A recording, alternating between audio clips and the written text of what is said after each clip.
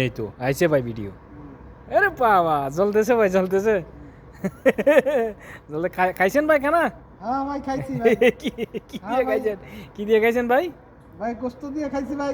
কি গুস্ত রে ভাই? কি গুস্ত? কুরহার গুস্তর মধ্যে গোস্ত তো ভাই। বেশ কম আছে ভাই। হ্যাঁ কি গুড়োর গুস্ত নাকি গরুর গুস্ত কুরহার গোস্ত। নাকি হাসির গুস্ত?